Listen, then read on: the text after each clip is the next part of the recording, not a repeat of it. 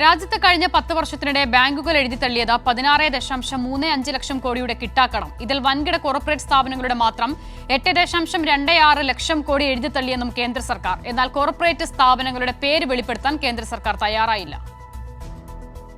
രാജസ്ഥാനിൽ നിന്നുള്ള CPIM MP Amraram നൽകിയ ചോദ്യത്തിനാണ് കേന്ദ്ര ധനകാര്യമന്ത്രി നിർമ്മല സീതാരാമന്റെ മറുപടി.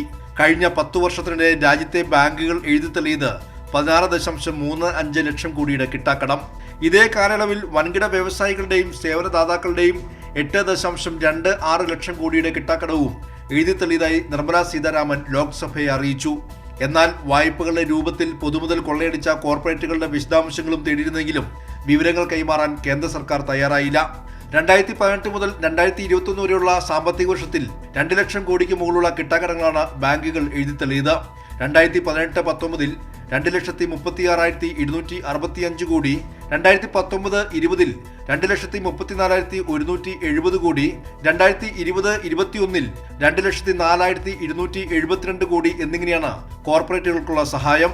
കിട്ടാക്കടങ്ങൾ എഴുതിത്തള്ളിയെന്ന് പറയുന്നതിലൂടെ മുഴുവൻ ബാധ്യതയും ഒറ്റയടിക്ക് ഒഴിവാക്കിയെന്ന് അർത്ഥമില്ലെന്ന് കേന്ദ്ര സർക്കാർ അവകാശപ്പെട്ടു.